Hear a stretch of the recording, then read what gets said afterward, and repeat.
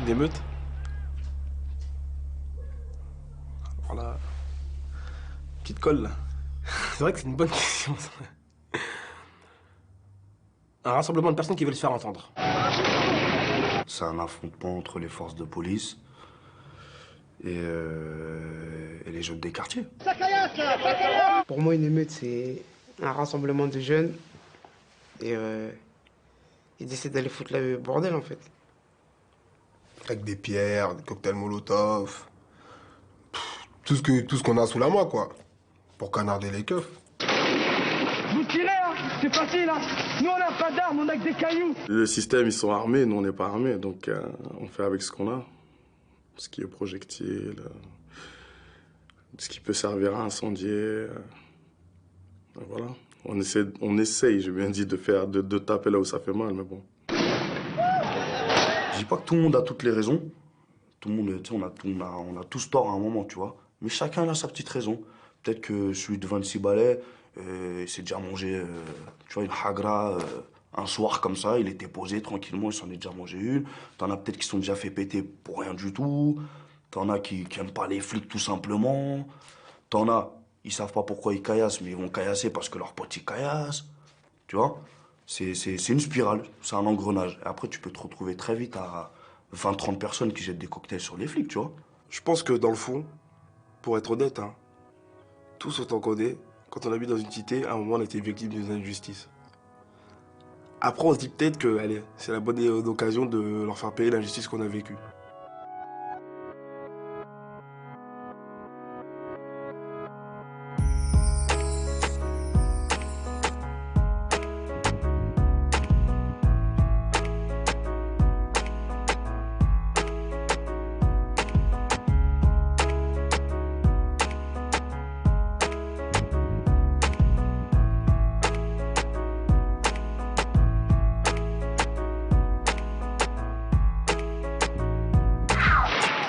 Novembre 2005.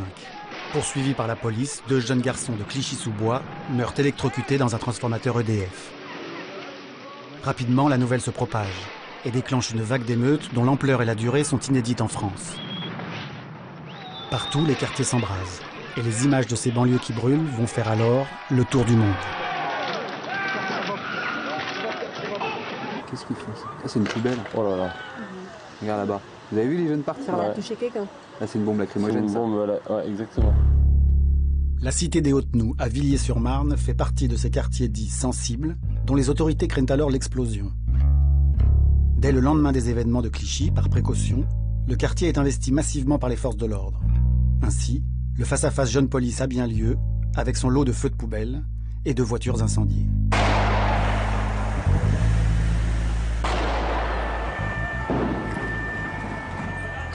On se sentait concerné par la mort des petits, tout ça, mais sinon, on comptait rien faire.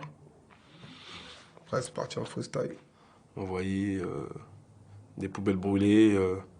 C'était on était limite dans un état de siège, en fait, parce qu'on avait des camions de CRS, en fait, qui circulaient autour de la cité, en fait. Et qui, même le soir où vraiment tout a éclaté, qui empêchaient les allées et venues. En fait, on pouvait limite pas sortir de la cité et pas y entrer. C'était ouais, quelques agents de la BAC qui venaient, qui essayaient de titiller un peu. Bon, ils ont ramassé quelques cocktails Molotov, mais il n'y a pas eu de blessés, il n'y a pas eu de... C'est pas vraiment parti en vrille, quoi. Et en plus, à cette époque-là, il y en a beaucoup qui sont en prison. Ah ouais, la plupart ils étaient en prison, donc voilà. Ça fait ceux qui restaient là, c'était les petits, là. On va dire qu'il y a eu plus... La crainte a été plus auprès des parents, quoi. C'est ouais, sortez pas, là c'est chaud. Eux, c'est vous restez pas dehors si la police elle est là, en fait. Et pour les enfants, ben attendez, on est chez nous, quoi. Si on veut rester dehors, on reste dehors.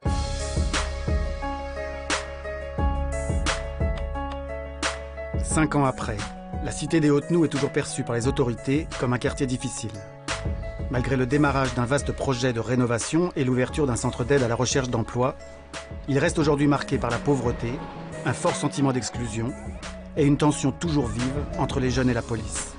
Sans doute pas le pire des quartiers, mais juste un quartier populaire, comme tant d'autres, partout en France.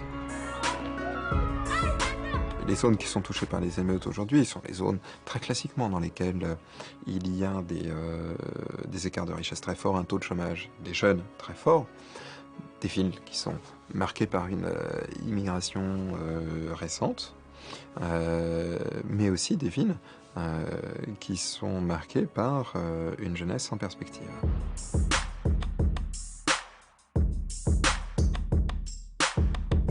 Les conditions sociales et politiques de l'émeute ont été largement étudiées et débattues depuis 2005. Mais de ces débats, curieusement, la parole des populations locales est restée le plus souvent absente. Or, les jeunes des quartiers ou les moins jeunes, leurs parents, les ex-émeutiers ou les émeutiers en herbe ne sont ni sourds, ni aveugles, ni muets. Ils entendent ce que l'on dit d'eux, ils voient le monde social et la place qu'ils y occupent. Et parfois, ils ne demandent qu'à s'exprimer. Leur parole nous dit sans détour les raisons de la colère et ce qui parfois en découle, la tentation de l'émeute. Il n'y a pas de travail. Ça, c'est un gros problème, ça. On ne trouve pas de travail. Bah oui. Tu travailles pas, t'as pas d'argent, t'as rien du tout. Après, au bout d'un moment, voilà. T'as pas d'argent, tu vas te dire, non, il me faut des sous, tu vas aller commettre un braquage ou je sais pas, nanana, enfin. C'est ça le gros problème de la cité, c'est ça, il n'y a pas de travail. J'ai 25 ans, je fais rien. Je galère à la cité.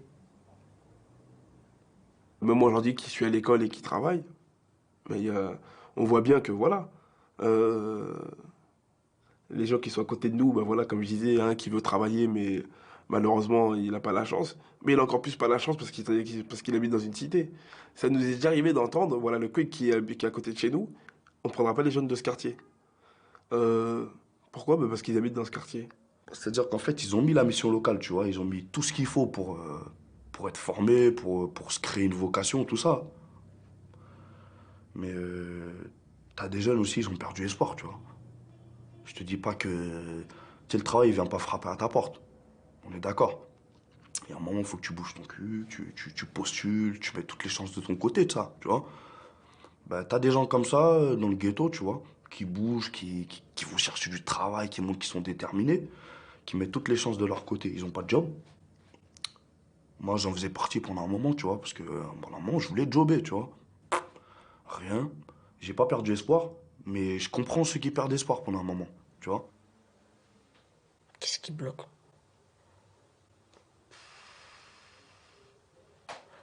Moi, je dirais le manque de confiance. Manque de confiance, si t'as pas confiance en toi, déjà, si tu te dis, si tu te...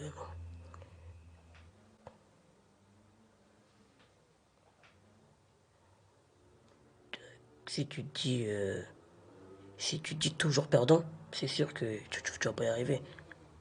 Tu te réveilles le matin, bon bah déjà tu sors, tu descends, tu vas faire un peu de bécane, on peut t'amuser un petit coup. Et après tu prends les choses comme elles viennent. Comme elles viennent, t'es là, tu traînes, bah, tu vois des potes qui vont là-bas, bah tu les suis, tu vois des potes qui vont là-bas, bah tu les suis, ainsi de suite. Et c'est comme ça que les conneries sont petit à petit en fait.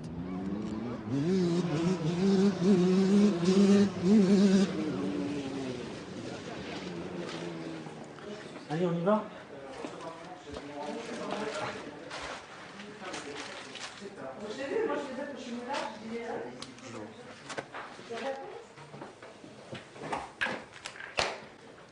Bon alors quoi de neuf depuis que je suis revenu? Je suis parti en congé.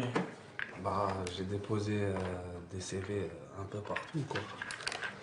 Et là je suis parti à la NPE demander s'il y a une formation agent de sécurité et j'ai trouvé, mais bon il faut les appeler quoi. Le problème c'est qu'il faut payer, hein, c'est payant ça. Le monsieur de la NPE m'a dit tu fais 2 semaines de formation, il m'a dit t'es payé 600 €. La vérité, je comprends rien. Je comprends pas cette formation de 2 semaines où on est payé 600 €. Ça existe pas pour moi. Je te jure, franchement, ça existe pas.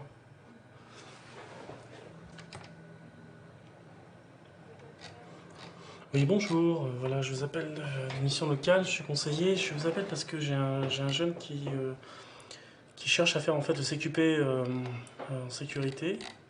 Et je voulais savoir ce que votre centre de formation proposait comme tarif. C'est 825 € hors taxe. Bah, merci beaucoup. Au revoir, madame. On va pas se faire d'illusions, hein. On n'aura pas 100% de la somme, hein. Moi, tu peux mettre sur la table, toi. Je pense que tous les jeunes ont envie d'avancer. Enfin, je ne crois pas un seul instant que les jeunes se complaisent dans la rue, même si c'est sympa, mais bon, comme tout à chacun, la loisiveté est sympa à 5 minutes, mais au bout d'un moment, ça saoule aussi, quoi. Je suis persuadé qu'ils ont envie d'avancer sincèrement. Par contre, on a des vraies problématiques de certains jeunes qui ont, pour X raisons, de très très bas niveaux de qualification, qui savent parfois à peine lire et écrire, et là, effectivement, c'est très compliqué pour eux parce que souvent ils ne veulent pas retourner dans ce qui peut ressembler de près ou de loin à une école, donc à un organisme de formation. Ils ont besoin d'être accompagnés et là on est face à des problématiques très lourdes qu'on n'arrive pas, qu'on a du mal à gérer, quoi, clairement. Il y en a plein pour qui l'école c'est pas pour eux. Hein. Je suis pas le seul. Hein. Mais comme nous, il faut les mettre dans les chantiers directs pour travailler. Parce que l'école, stylo, papier, là, c'est chiant un peu. C'est vrai, hein. Je suis arrivé ici à 10 ans, de l'Algérie. J'étais en Algérie avant. Et ben, je comprenais pas trop, c'est pour ça, en fait. Arrivé en 6e, c'est bon, j'étais déconnecté, déjà. J'ai arrêté où? Au lycée. On m'a viré, je suis parti à Michelet, après on m'a viré aussi. Ouais, parce que je faisais pitre. C'est après qu'on regrette, hein. Voilà. La plupart des émeutiers, tu sais, c'est des petits, tu vois. Il faut de l'adrénaline, tu sais, ils sont dans la période, ils sont dans la transition entre l'adolescence et la majorité. Tu vois, ils cherchent, mais en même temps, tu vois, ils ont arrêté l'école, ils font rien du tout. Ça galère, c'est la galère, quoi, tu vois. On trouve chez les émeutiers, mais également chez les non-émeutiers, également chez des parents, en particulier mamans, qui sont plus impliquées évidemment dans le parcours scolaire. On trouve là aussi un discours sur la violence institutionnelle de l'école, au fond. Enfin, ça, c'est les mots du sociologue, mais c'est ce que décrivent les gens, c'est-à-dire à la fois les jeunes qui vont raconter l'expérience de l'échec, de l'humiliation, et l'espèce de haine, au sens ordinaire, de rancune tenace qui voue aux enseignants. Je comprenais pas tout. Et les profs disaient pas que pour que je comprenne. Si je comprenais pas, voilà, ils se disaient t'as ça, c'est comme tout le monde, t'apprends comme tout le monde. Voilà. Après, à force, ça m'a saoulé. J'ai commencé par me faire remarquer, tout ça. Jusqu'au jour où ils m'ont viré. Une fois qu'ils m'ont viré, ça y est, j'étais découragé, fin. Si ça pouvait me donner un travail, ben voilà. À cette heure-ci, je regrette, j'aurais dû continuer. Mais c'est trop tard, hein. On va pas revenir en arrière. Maintenant, ça va, j'ai trouvé un travail maintenant. Enfin, en attendant, petit contrat. On fait avec, hein. C'est sûr qu'ils rêvent tous, enfin globalement, tout le monde rêve de commencer à gagner, par gagner 1 500 € net, hein, je veux dire, moi y compris, hein, mais en même temps, voilà, chacun est obligé de passer par des étapes dans sa carrière, et en même temps, voilà, la réalité veut que globalement, nos jeunes vont travailler au SMIC, et pour certains en dessous du SMIC, du fait qu'ils auront des emplois à temps partiel. Donc c'est vrai que c'est aussi un élément qui, voilà, pour certains jeunes, qui est insupportable aussi, l'idée de se lever le matin juste pour gagner le SMIC, mais en même temps, voilà, c'est une réalité à laquelle ils vont finir par adhérer. Globalement, dans leur écrasante majorité, ils vont adhérer, parce qu'à un moment donné, ils vont vouloir s'installer, ils vont avoir leurs petites copines, ils ont envie de s'installer, d'avoir un logement, avoir une voiture, enfin, ils ont envie de vivre tout simplement une vie normale, et donc ils vont s'y faire.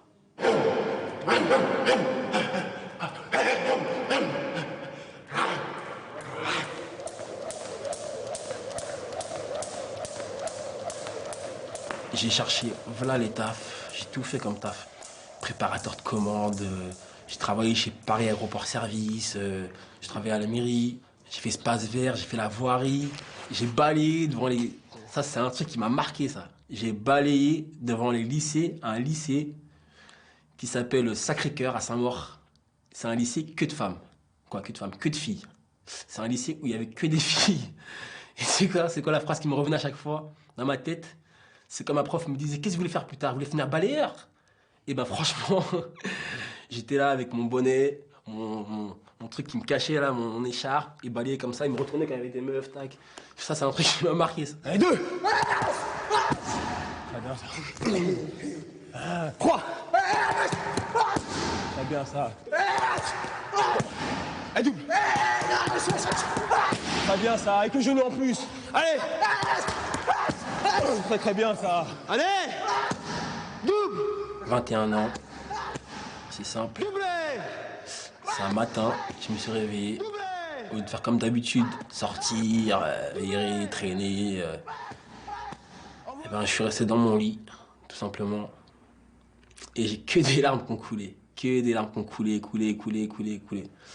Et la seule question qui est revenue, c'est qu'est-ce que je vais faire de ma vie? Hop, ne t'attends pas. C'est ça. N'attends pas. N'attends pas, Mika.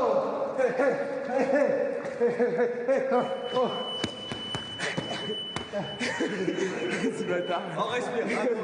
Voilà, ça te voit dans ses yeux, il voulait s'en sortir. Je dis, écoute, Mickaël, moi je te connais là, je vois ton raisonnement, je sais que t'es un mec qui va s'en sortir. Moi, j'aimerais bien que tu sois mon assistant. Et c'est de là que, voilà, lui, sa vie a changé. Il s'est posé, il a eu des enfants, et voilà, il a eu une autre mentalité, quoi.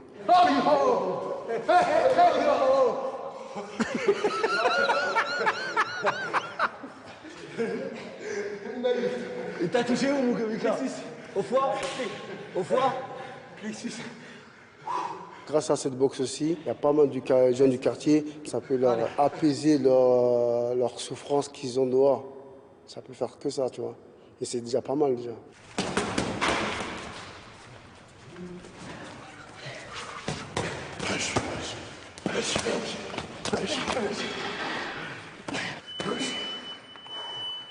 Ah, j'en peux plus. Je suis médiateur pour la ville. Là, je m'occupe des 17-25. Et je suis aussi agent de sécurité pour le magasin de la ville. Un magasin qui avait beaucoup de problèmes, pour qui on est intervenu, mon collègue Moussa et moi. Et pour qui, voilà, tout baigne maintenant. Tout le monde est en sécurité et tout le monde a le sourire quand il vient travailler le matin. C'est quand même le comble du comble.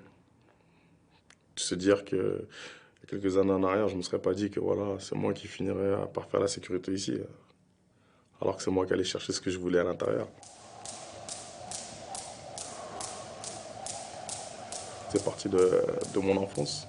C'est l'inégalité. Ça, c'est quelque chose qui m'a beaucoup travaillé. Jusqu'à aujourd'hui, ça me travaille encore. Le fait que Benoît, il arrive à avoir ce qu'il veut et que de l'autre côté, Moussa, il peut pas. Du fait que Benoît, il arrive à avoir son goûter à tous les 4 heures et que Mamadou, il l'a pas. Comment ça s'explique, ça? C'est des choses, pour beaucoup de gens, ça sert à rien, ça. Mais ça affecte quelque part. Ça affecte. Tu te dis que, voilà, toi, t'es là, on est tous à l'école, liberté, égalité, fraternité. Mais on se rend compte que même depuis la tendre enfance, même à l'école, on n'est pas tous égaux. Mon parcours, je le souhaite à personne. Ne serait-ce qu'une incarcération, je la souhaite à personne. Si quelqu'un peut s'en sortir dans la vie sans passer par là, ben, je lui souhaite, moi. C'est tout le mal que je lui souhaite, même. Après, les jeunes...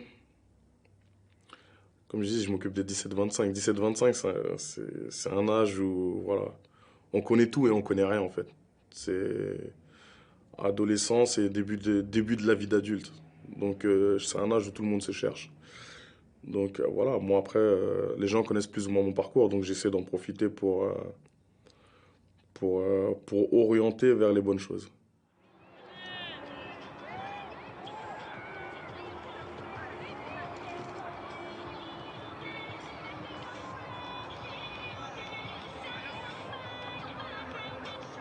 La cité, pour certains, c'est une histoire d'amour. Hein. Ils sont nés là-bas, ils vont mourir là-bas. Moi, en tout cas, vas-y, dès que je peux partir, je me casse. C'est tout. Trop de problèmes. T'es que conditionné par l'argent facile. Ouais, l'argent pour pouvoir avoir comme tout le monde, une paire de baskets, un jogging, une veste, une casquette, avoir des choses de marque. Pouvoir faire comme tout le monde.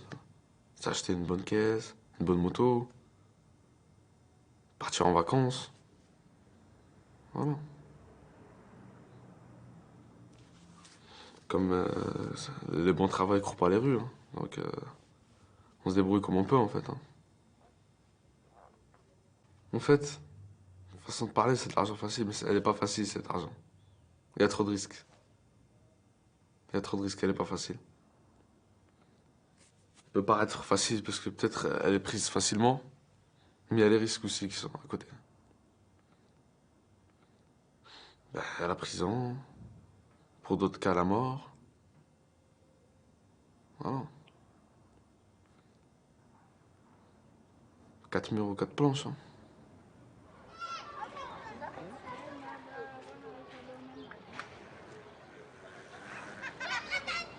On a beau dire c'est la faute des parents. Non, c'est pas la faute des parents. On va dire qu'une minorité, c'est la faute des parents, mais après, c'est pas la faute des parents. Parce que les parents, ils font tous en sorte que tu t'en sortes bien. C'est pas tes parents qui veulent que tu finisses dans la merde ou que tu agisses mal ou que tu voles. Non, on n'a jamais eu cette éducation-là. Jamais. Hein. On n'a jamais eu cette éducation-là. Mais c'est le système qui fait que. C'est pas les parents, c'est le système qui fait que. Où il n'y a rien, où tu es dans la merde, où... ouais, toutes ces choses-là, c'est pas les parents. Des parents démissionnaires. Moi, j'y crois pas. Voilà. Des parents qui sont dépassés, ça peut arriver, mais des parents qui disent oh, mon fils, il fait ce qu'il veut, il se débrouille, j'en ai pas rencontré. Moi, tu me demandes pourquoi mon enfant est comme ça, je ne saurais pas te répondre. Parce que toi, pour toi, tu as tout donné.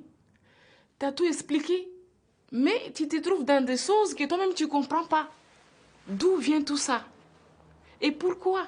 C'est la grande question qu'on n'a pas encore trouvé la réponse. Parce que si on avait la réponse, on aurait trouvé des solutions. Mais justement, on n'a pas la réponse. On ne sait même pas pourquoi. Que nos enfants, ils dérapent des fois.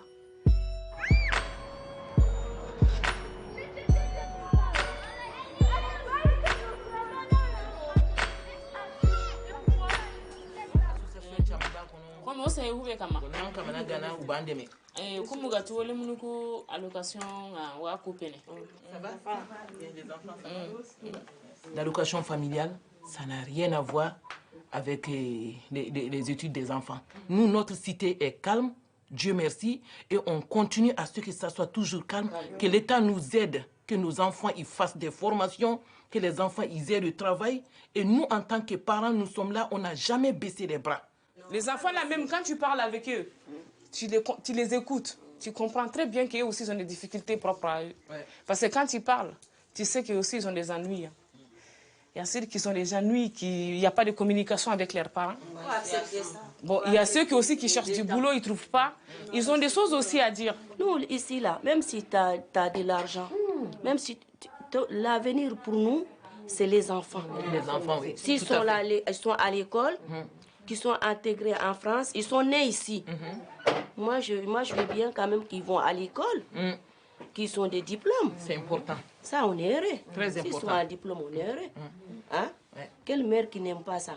Récemment, on s'est réunis parce que il y a des mamans qui m'ont appelé, qu'ils ont vu à l'Assemblée générale et l'Assemblée nationale, qu'ils ont parlé des enfants qui vont plus à l'école, de couper la CAF pour les enfants, tout ça. Mais moi, personnellement, je me suis impliquée dans ça. C'est pas parce que cette histoire de la CAF, elle est très compliquée parce que quand on parle de la CAF, les gens disent pourquoi pas, parce que peut-être elle a beaucoup d'enfants ou machin. Ce qui me gêne vraiment dans l'histoire de la CAF, c'est que on a l'impression que nos enfants sont liés à la CAF, qu'on fait nos enfants pour la CAF. C'est ça qui me gêne, moi, que j'aimerais que ça soit éclairci. Nous, on ne fait pas nos enfants pour la CAF. La CAF, c'est un soutien qu'on en a besoin. Mais on ne fait pas nos enfants pour ça. Ça nous touche, ça fait mal. Ce n'est pas que les parents. Ici, les enfants, c'est tellement difficile à élever. On ne peut pas mettre un coupable. C'est tout le monde qui est concerné. Il y a les parents, il y a l'école, il y a l'État, il y a les fréquentations, c'est tout le monde. On doit tous s'y mettre. Mais maintenant, si ça échoue, qu'on choisit un thème pour une personne, c'est-à-dire les parents, qu'on met tout sur les parents, c'est la faute des parents, c'est la faute des parents. Il y a certaines choses que les enfants ils font. Par exemple, ceux qui touchent à la drogue et l'alcool, nous, on ne connaît pas ça, on ne touche pas à ça. Comment on peut être la faute sur nous? On n'est pas fautif. Maman! Oui, mon fils.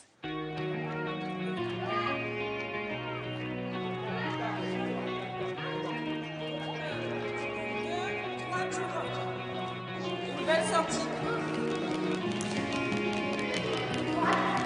Allez, on y va. Maintenant, on enchaîne. On enchaîne. On s'arrête plus. C'est 1, 2, 3, je sors. 1, 2, 3, je sors. Allez, allez. 1, 2, 3. J'ai dit, on sort à 3. Vous écoutez ce qu'on dit? Moi, je pense que les filles sont plus motivées que les garçons, quoi. Les filles restent plus longtemps à l'école que les garçons. Ils essayent d'avoir beaucoup de diplômes et tout et tout. Les garçons, je dirais pas qu'ils essayent pas. Ça, ils arrivent, ils peuvent y arriver, tout le monde peut y arriver. Mais après, c'est si t'en as envie ou t'en as pas envie. L'émeute est plus particulièrement masculine, tout simplement parce que déjà il y a un rapport de force. Ouais, les jeunes ils lâchent tout ce qu'ils ont toute cette rage qu'ils ont en eux, et je sais pas, les filles, enfin c'est peut-être pas leur façon de revendiquer les choses. Et puis c'est vrai que les filles, on les sent moins dans la revendication, quoi. Elles sont, je sais pas. Je rentre pas en croisant au double dutch. Je suis là, je rentre là. Je rentre pas en croisant, c'est pas possible. Qu'est-ce que j'ai dit? J'ai dit quoi? D'accord. Alors après, moi, où j'ai un souci sur mon association, c'est que quand elles sont investies dans une assoce, des fois, les parents comprennent pas toujours que, voilà, elles sont dans la sauce, elles font un sport, elles font quelque chose vraiment, voilà, qui a une importance quand même pour elles. Et des fois, les mamans, c'est non, on va aller faire les courses, garder le petit frère, ça passe avant d'aller faire ton sport et ton investissement dans ton association. Moi, j'en ai souvent, elles me disent non, mais Céline, je vais faire le ménage ou je devais garder mon petit frère, enfin. Donc, pour ça, peut-être que, bon, des fois, elles ont envie de faire des choses et puis, bon, elles n'ont pas forcément le choix, mais elles le vivent pas super mal non plus. C'est mal vu, les filles qui traînent, tout ça, dans la cité comme ça. Donc, c'est peut-être pour ça qu'il y a moins de filles qui traînent. Ou peut-être elles vont traîner, mais pas à la cité, autre part. Où il n'y aura pas des gens qui vont parler pour rien. Quand il y a des rondes de policiers et tout ça, enfin voilà, les garçons ça provoque, ça lance des fois quelques petites choses, enfin voilà. Mais les filles, c'est vite fait, voilà, les policiers ils leur disent oui, rentrez chez vous, enfin voilà, mais c'est pas dans un rapport de force à les pousser ou à les brusquer ou à, donc voilà, mais je suis sûre que si ça partait dans cette dynamique-là, que les filles répondraient aussi. D'ailleurs, certaines elles sont assez virulentes, mais voilà, moi je trouve que c'est vraiment quelque chose de, ouais, c'est le fait, c'est ce rapport avec les forces de l'ordre qui fait que c'est surtout des garçons qu'on va voir agir comme ça, parce que c'est envers eux que les policiers enfin agissent de manière brutale, vulgaire, et enfin voilà quoi.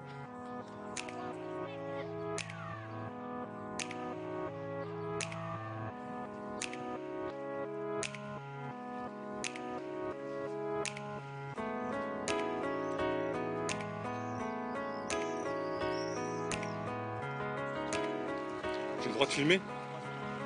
J'ai le droit de filmer? Dans l'espace public, j'ai le droit de filmer?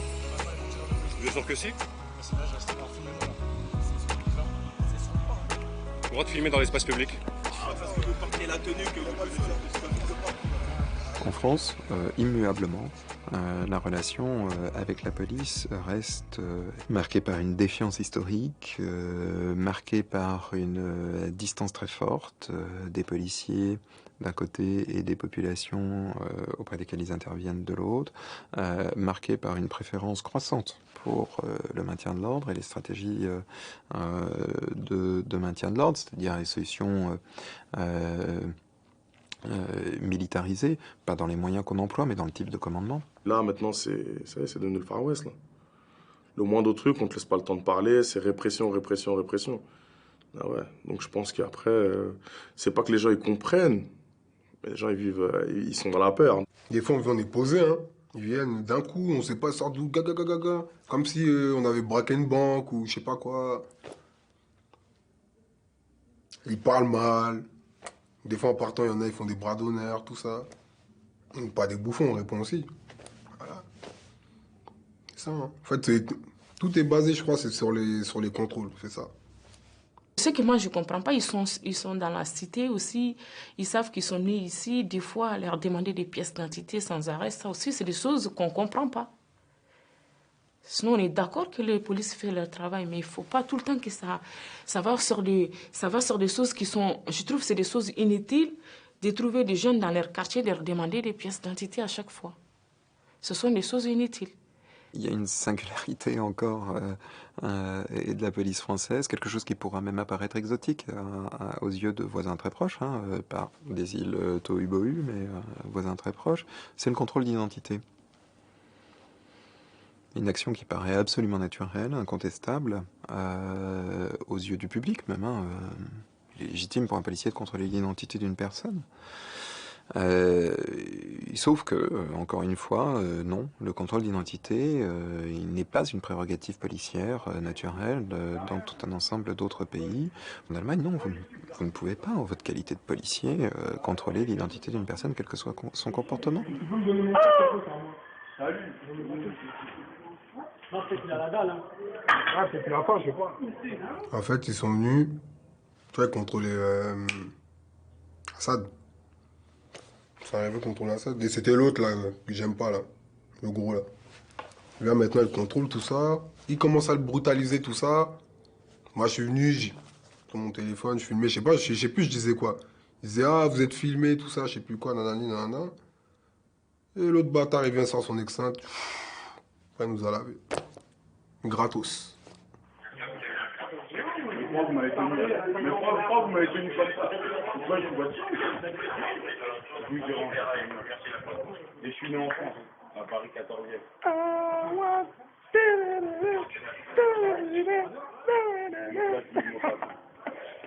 Voilà. Faut filmer, hein. Ouais, Chenevière, hein. En direct de Chenevière, en direct du commissariat de Chenevière. Ils sont chauds.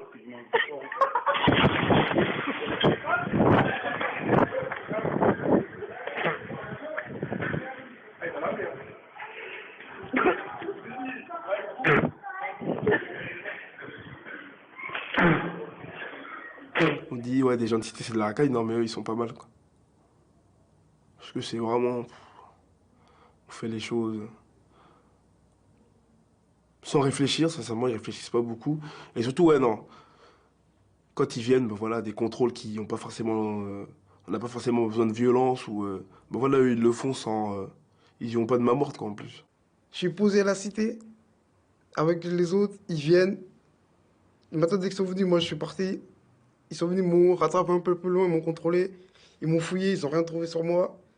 Il a pris mon portable, il m'a dit, ouais, ton portable, il provient d'un vol. Je lui ai dit non, il n'est pas volé mon téléphone. Il m'a dit si. Il a pris mon portable, il l'a mis dans sa poche. Moi, pour moi, je me suis senti comme si j'étais une victime. Ils voulaient me voler mon téléphone, ils voulaient me dépouiller. J'ai dit ah non. J'ai dit tu me rends mon téléphone. Il m'a dit non. Il m'a attrapé par le col, par là. Bah moi aussi, j'ai fait de même. Et après, voilà. Il m'en a mis une, je l'ai rendu, on s'est battu. Ils sont venus à 3 sur moi, ils n'arrivaient pas à me mettre les menottes. Ils ont appelé le renfort. Et le renfort, ils sont venus, ils ont appelé la BAC là. Ils m'ont mis coup de bombes lacrymogènes, tout ça. Ils étaient 5, ils n'arrivaient pas. On peut interpeller des jeunes calmement, en lui disant que calmement, mais pas montrer que comme quoi on est des robots, on fait ce qu'on veut et tout ça, ou bien il faut mettre votre gueule. Moi, j'ai entendu la police dire devant moi, hein, je descendais l'escalier, ils interpellaient des jeunes en bas, tais-toi macaque. J'ai entendu, hein, ça on ne me l'a pas dit. On ne m'a pas répété, j'ai entendu. J'ai déjà vu des scènes, franchement, j'ai déjà vu des scènes où par les forces de l'ordre, c'est malheureux à dire, mais on nous a lancé des pots de banane en disant tenez, amusez-vous avec ça. Voilà, par exemple. Par exemple, des propos racistes, ça peut créer des émeutes.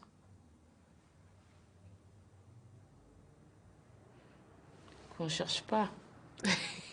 Des choses comme ça, des choses que les gens ils pressentent comme une maltraitance. Sale nègre, retourner dans les arbres, bande de singes, bande de bougnous, là. Ouais. Ils nous insultent. En fait, ils veulent qu'on riposte ou je sais pas quoi. Moi, c'est fini, je rentre plus dans leur jeu, moi. Je dis, ça y est, avec l'expérience que j'ai, le vécu que j'ai, c'est bon. Ils donnent une insulte, tu réponds, t'es foutu. Ils t'attrapent, taratata, garde à vue, nanana, prison. Ah non. Tu m'insultes, c'est bien. Sale nègre, ouais, c'est bien, je suis un sale nègre, c'est tout. Des fois, moi, j'ai l'impression que les keufs, tu sais, ils veulent mettre un peu l'huile sur le feu, tu vois. Comme la dernière fois, ils ont attrapé le petit. Le petit, il a une fiche de recherche. Tout le monde, il était au courant. Moi, j'arrive, je sors de la mosquée. Je vois un petit qui se fait courser partout dans la cité, tu vois. J'ai vu que c'était celui-là. Pourquoi tu veux qu'on intervienne? Le petit, il a fait une connerie, il va payer, tout simplement, tu vois. Moi, quand j'ai fait mes conneries, j'ai pas attendu sur les gens. Je me suis fait avoir et puis vas-y, j'assume. Le petit, il a couru, il se fait attraper sous un Porsche. T'as vu, moi, nous, on est nés dans la cité. Moi, j'ai pas vécu autre part qu'autre nous. Je sais très bien comment ça se passe. Ils vont t'attraper sous un Porsche. L'angle de vue par rapport aux autres bâtiments, bah, tu sais, ils peuvent tout faire, en fait.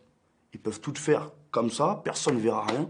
Et après, ils vont t'emmener. Peut-être ils te feront pire, peut-être ils te feront rien, peut-être, tu vois. Mais moi, quand j'ai vu ça, c'était impossible que j'intervienne pas. C'est-à-dire que même s'il y avait mon père ce jour-là qui me retenait, je serais parti quand même. Tu vois? Parce que moi, j'aime pas les trucs comme ça, tu vois. Le petit, il a une fiche de recherche, tu le menottes et tu l'amènes, tout simplement. Non, eux, ils l'ont menotté, ils l'ont étranglé, ils l'ont mis des tartes, des patates. Ah, toi, tu fais courir, toi? Le petit, il a 16 ans, quand même. Tu vois? Les trois baqueux, ils ont, à eux trois, peut-être, ils ont 90 ans, ils doivent avoir chacun la trentaine. Tu vois? T'as 2 fois l'âge du petit, sous prétexte qu'il t'a fait courir, tu vas passer tes nerfs sur lui sous un Porsche pour le démonter parce que tu le recherches. C'est ton job, tu vois. Ton job, c'est quoi? C'est de neutraliser l'individu et puis de l'amener. Ils le neutralisent, moi je leur dis, non. Tu l'as menotté, amène-le. Sinon, ça va mettre de l'huile sur le feu. Non, si je veux, je reste là, nana. Ben voilà, qu'est-ce qui s'est passé 5 minutes après? Tu vois? 30 flics, 40 jeunes, ça tire de partout, ça jette des chaises, des vélos. Puis voilà, après, c'est toujours pareil, hein. C'est les innocents qui se mangent quelques bastos de flashball. Il y en a qui se sont fait gazer gratuitement, des mamans, des enfants. Viens, vite ma mère, que tu me casses, tu vas voir. Circulez, viens, le type, viens. Parce que t'as un extrait que j'ai dessus. Toi, tu veux ma peau, toi? Circulez, monsieur. Je suis là. Vous circulez, s'il vous plaît. Ouais, je suis là, mon vieux. Oh là là là là. Oh, ils sont trop nombreux, là. Ils sont pas tranquilles. Ils veulent qui encore, là? Ils veulent qui? Ils veulent qui?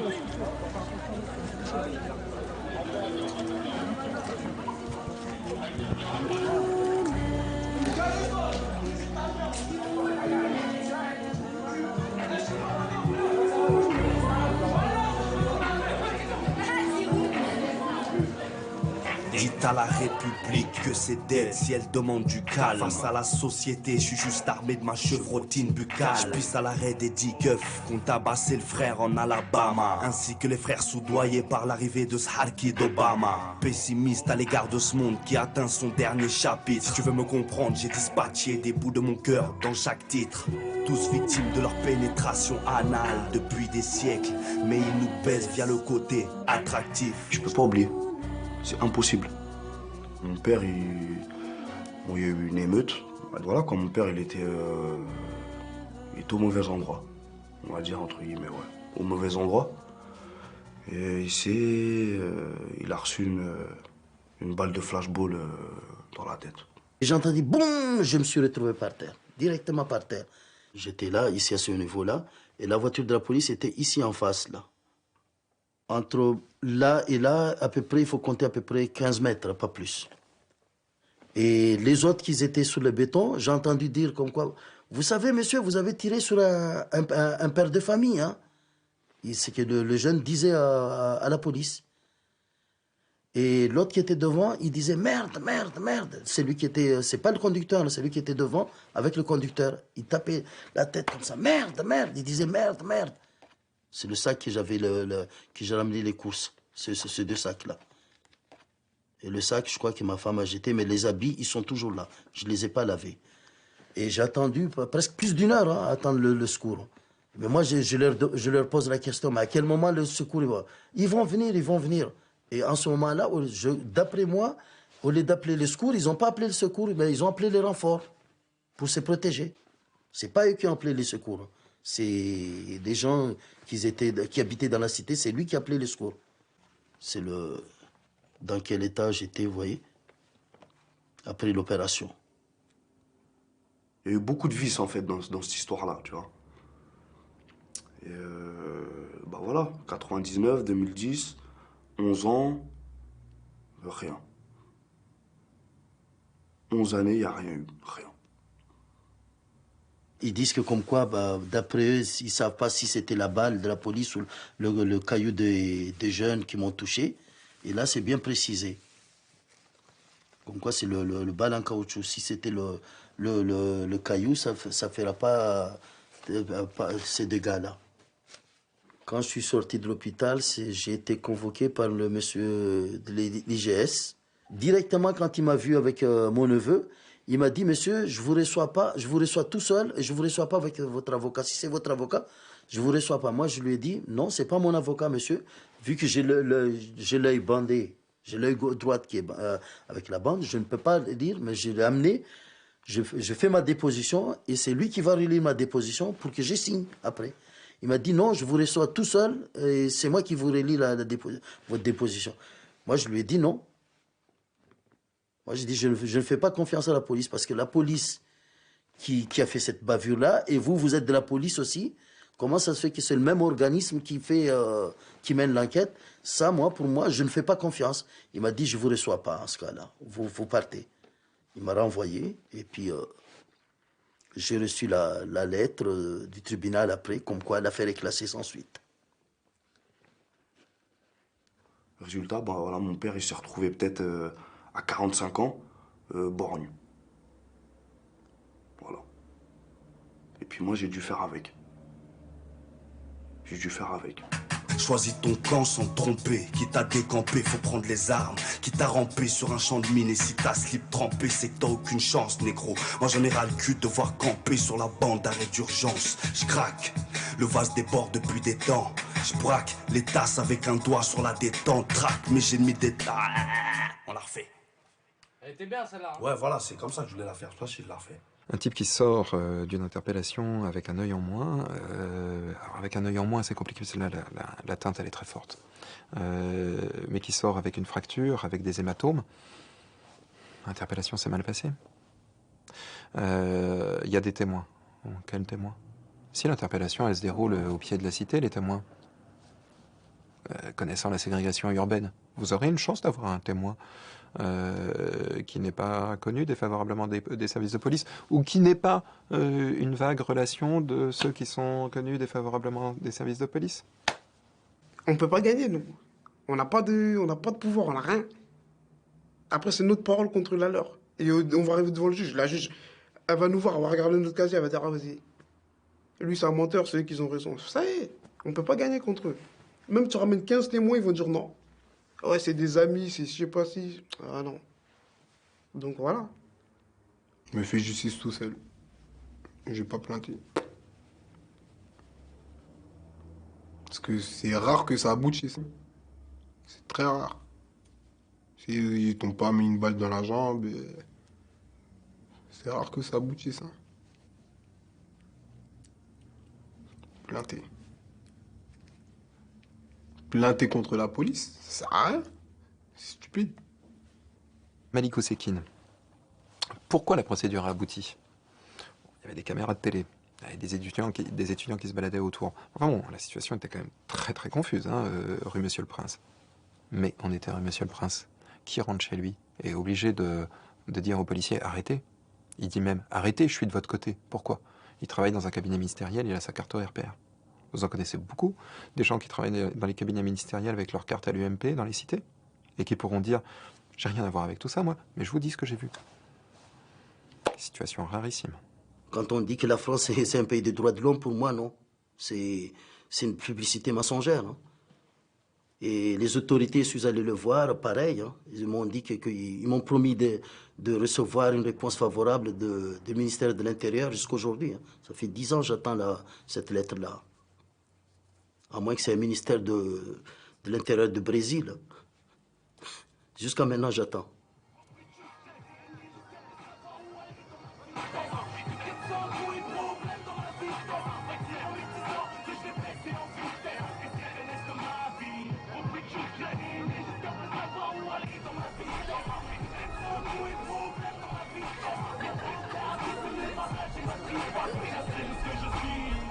On est français que sur les papiers, c'est tout.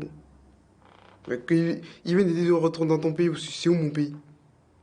Je suis né ici, je suis français moi, ouais. Ah ouais. Retourne dans ton pays, ça veut dire quoi ça? Donc pour eux, on n'est pas des Français. Ben voilà.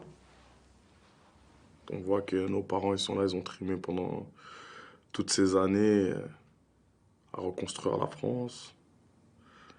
Et que maintenant que c'est fini, ils veulent jeter le 3/4. Moi, je trouve que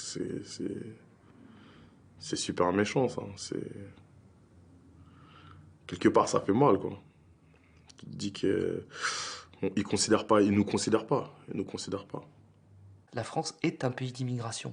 Toute la construction de la société française moderne, c'est-à-dire urbaine industrielle, depuis la fin du XVIIIe siècle, s'est faite sur l'immigration, d'abord interne, l'exode rural, dans ses particularismes, avec des gens qui arrivaient à Paris ne parlant pas le français, parlant le patois local, uniquement.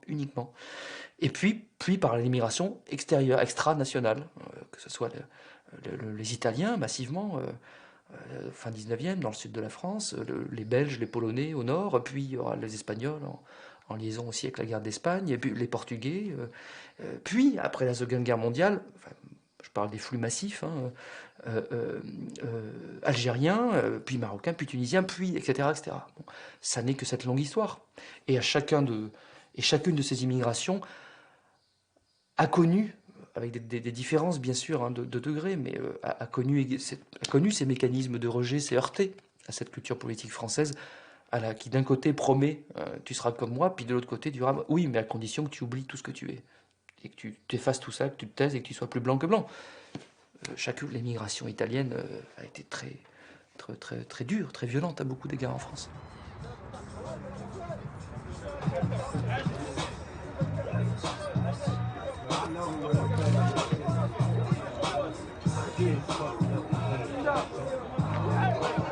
J'ai jamais vu au conseil municipal des représentants déjà des ethnies qui sont affiliés.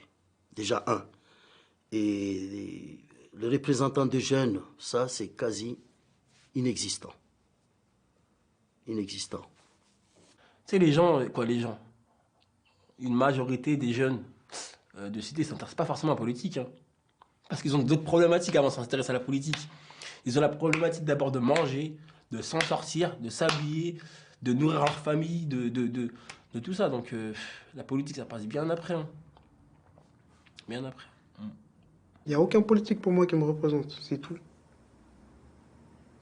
Mais là, juste, ils vont venir et vont faire « ouais, je suis là pour vous, tout ça ». On va leur dire tout ce qu'on dit là, ils le savent, ça, de toute façon. Mais voilà. Ils font jamais, il n'y a jamais rien il y a rien de concret. Ouais, on va faire ci, on va faire ça. C'est tous des menteurs, c'est tout. Quand il y a des campagnes, on voit tout le temps ils viennent dans la cité. Une fois que les campagnes sont terminées, les élections sont terminées, on voit personne. Mais la seule personne que les autorités qu'on voit, c'est la police. Mais il faut comprendre les jeunes aussi. Hein. Parce que pour le faire bouger, c'est pas en envoyant la police à chaque fois, montrer que comme quoi il y a la sécurité, on fait la sécurité, c'est le thème du gouvernement. Et puis certaines villes suivent ce thème-là en disant qu'il y a la sécurité. Il n'y a pas que la sécurité. Hein. La sécurité ne commence pas directement en arrêtant les jeunes, les mettre en prison, les ramener et ils sortent de la prison. Il faut les suivre aussi après la prison. Ou bien même avant qu'ils rentrent en prison. Il doit y avoir un suivi. Hein. Il n'y a pas assez de suivi. Hein. Pour moi, il n'y a pas assez de suivi.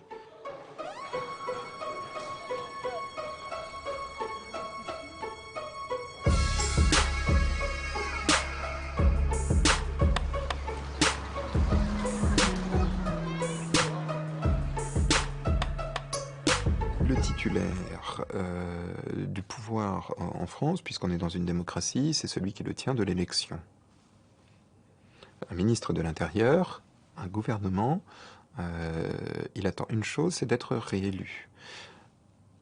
Et sa question à lui, elle n'est pas de savoir si la police elle est efficace, c'est une question secondaire. Sa question elle est de savoir si la police, elle permet de pérenniser son élection. Il a été élu. Il faudrait qu'il le soit à nouveau. Bon, c'est quand même la base de tout. Or, dans les quartiers qui sont concernés par notre discussion, là, ça ne vote pas. On est d'accord avec ça. À partir du moment où ça ne vote pas, j'imagine très très peu une police dont l'impératif majeur, la ligne de conduite, ce sera de satisfaire les demandes sociales qui viennent de ces quartiers.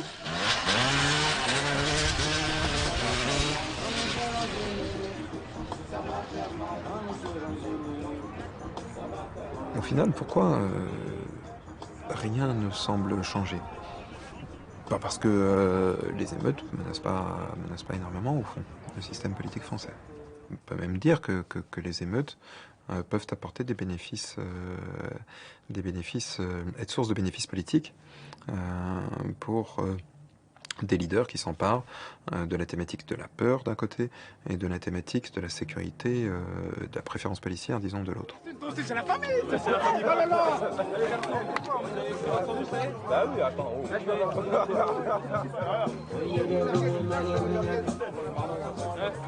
Il n'y a pas du mal, hein.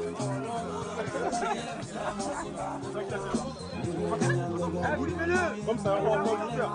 Si j'ai quelque chose, tu dis c'est moi qui ai pris la merguez.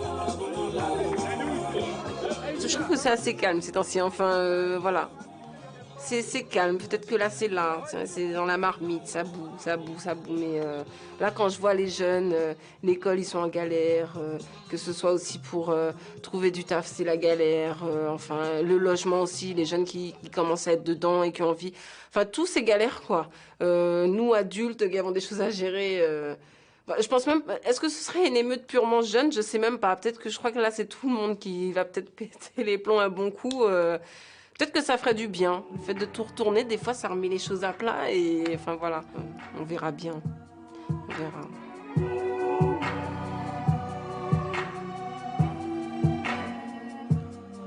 Dites à la République que c'est d'elle si elle demande du calme. Face à la société, je suis juste armé de ma chevrotine buccale. Je puisse à l'arrêt des 10 keufs qu'on tabassé le frère en Alabama, ainsi que les frères soudoyés par l'arrivée de ce harki d'Obama. Pessimiste à l'égard de ce monde qui atteint son dernier chapitre. Si tu veux me comprendre, j'ai dispatché des bouts de mon cœur dans chaque titre.